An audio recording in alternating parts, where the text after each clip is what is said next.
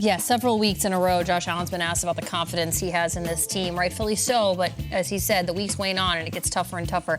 AFC playoff picture. Here's where you're looking, and you look at the right side of that screen, and the Bills hang as a 5-5 team with the Colts and the Raiders.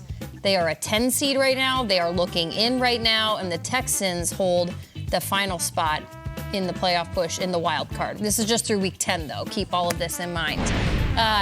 Local, Bills media coverage. One of the headlines I caught this morning was Bills report card. I was like, ooh, what's the grade going to be? Yeah, I love that. There was no grade. It was just that was one of the worst losses Buffalo has ever suffered. I'm like, so is that not even an F? Like, what are we working with here? There wasn't even a letter applied. It was one of the worst Bills losses. That's rare air, too. Yeah. That's exclusive. Class Please see incomplete. teacher. Yeah. Right. Wow. Please see me after Please class. see Please stay teacher. after That's class. the worst, All right. Peter. Yeah, it's inexplicable to lose that way. It was tough. They were bouncing the ball like a basketball around the field. They couldn't hold on to it. He's throwing the ball turnovers, and then the mental farts at the end of having an absolute meltdown with the field goal.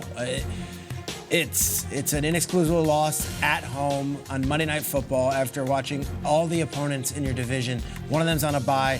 Jets get beaten on Sunday night, and the Patriots lose Sunday. There's a chance for them to really close the gap with the Dolphins, and a team that they've already beaten once, and they just didn't show up. Stefon Diggs invisible. You saw his brother tweeting after the game. There's a lot of stuff going on here. Here's what I come back to. I keep on doing this thing where I'm talking about the Bills after these losses on this show, and I think I got to stop. I keep on saying, they lost Matt Milano, and they lost Trey White, and those are their best defensive. They lost. The Houston Texans went out there with 22 different guys on the injury report and beat the Bengals in Cincinnati this weekend. The Raiders are winning with Aiden O'Connell and a host of defensive players you've never seen before. Josh Dobbs walked off a bus, said, "Hi, nice to meet you," and has won 2 games for the Minnesota Vikings. There are no more excuses. It is November. Everyone's hurt. Everyone's aching. I can't keep talking about Matt Milano and how important he is. They signed Von Miller to a $120 million deal. Von Miller's great. He's a Hall of Famer. Matt Milano can't be the guy that we keep talking about now that it's week 11. Trey White is one of many defensive backs in that defensive backfield. We can't keep talking about Trey White in week 11. Bills have issues, and I'll tell you, they play the Jets, and you could say, oh, well, the Jets thing, whatever. We'll see. The Jets did beat the Bills. Week 12, they play the Eagles. Then they have a bye. Then they play the Chiefs, and then they play the Cowboys. So Matt Milano ain't coming back, and it might be time to look in the mirror and say, what are we and what do we want to be? Because, as I said going into yesterday's game, one team was ascending, the other team was descending, and right now it looks like the Broncos are like this and the Bills are down here. I think it could be changed, but I don't know. I mean, we've seen a lot of teams fall off a cliff, and this looks like it's not going well. Yeah, last night was sloppy. It was bad football at best. It looked like the Bad News Browns out there, Bad News Bears, excuse me, just the way the ball was flopping around. It was almost like they took them right out of the box and just handed them the football because there's this film that was on there and nobody could seem to hold on to it. First play of the game, Cook, coughs it up, and that was really set the stage for the entire night. But look, let's be honest, this is all fixable. This basically comes down to one simple element, and it really at every level of football, this is the most important thing. Take care of the damn ball. Stop. That's the only thing they need to do. There's too much talent on this team to be flopping around like they did last night. And look, Denver should have never been in this game, but yet somehow they were.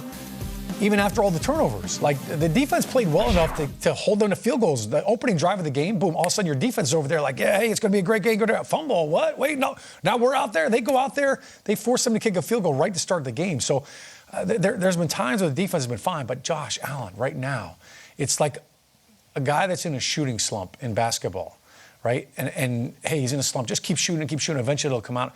Josh, he keeps shooting it, and he one of these weeks he's going to come out of it. But I think at some point in time, Sean McDermott, your best player on the field last night was James Cook.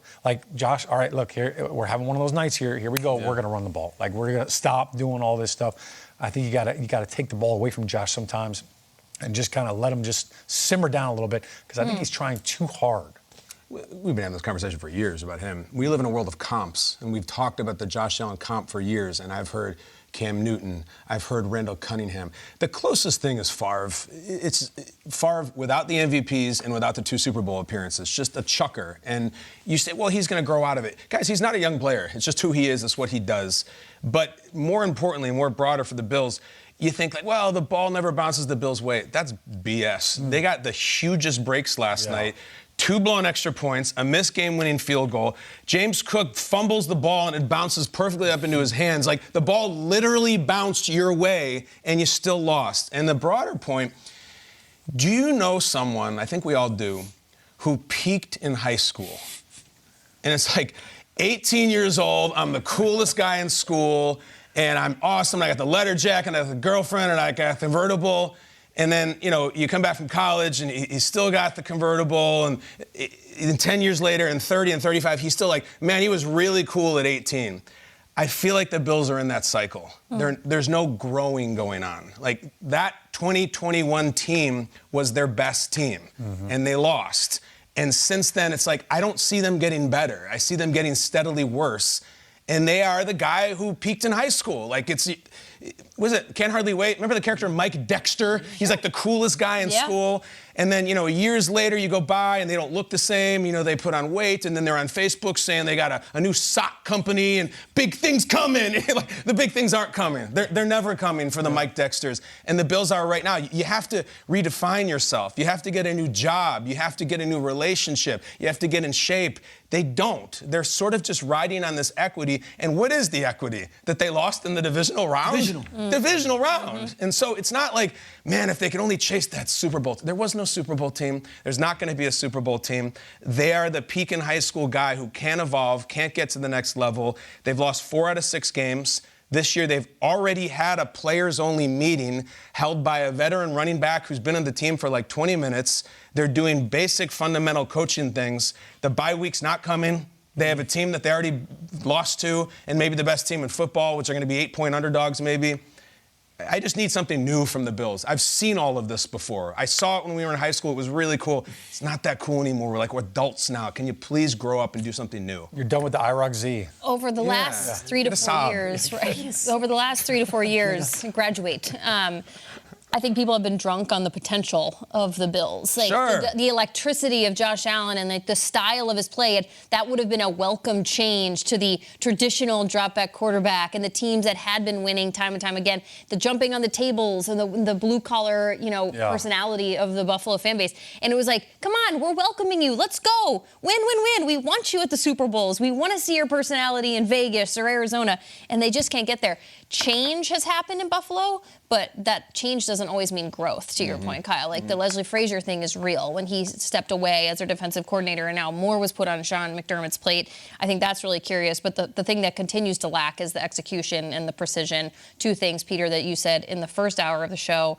The Broncos have grown in those 2 departments. So not a good direction for the Bills. Yeah, I mentioned Von Miller. I didn't mean to call out Von Miller, but like Gabe Davis was, a non-factor in big moments. Stefon Diggs was a non-factor. You got stars on that team. And yesterday, it felt like the stars were there, but to win a Monday night game under the lights at home against a team that's 3-5, the stars have to take care of business at the end. And it felt like Allen did his job with the run-in at the touchdown, but then the defense let them come right down the field in the pass interference. They're getting everybody's best, too. Like, all these primetime games, you get everybody's best shot. Like, you get their best performance. What's very tiresome it's exhausting. The years-long conversation about, that's Josh. He's going to do it. He's going to kill you sometimes, but then it's worth it. He leads the league in interceptions. You can't do that. That's too much. It's not cute. It's not fun anymore.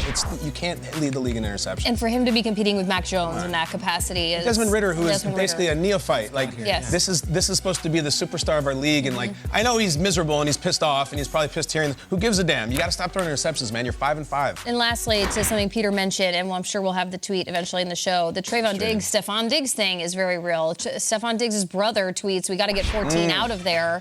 And that is a real question now that is going to be asked the about last thing Stefon Diggs. Stefon Diggs has a huge contract. He usually leads the league in catches. Like, get him out of there from what? What is missing for Guess Stefon what? Diggs? He's Yes. not going anywhere. The trade deadline's passed, so stop. Right. You're only Right. hurting. I will say, thank goodness for the emojis right there, because now like there's a little wiggle room for, hey, I was joking. Like without the Sean, emojis, it's I pretty see where you're serious, going. But it doesn't help, like, with the soup that's just going to be stirred up this week in Buffalo, I Yeah. guess is my point.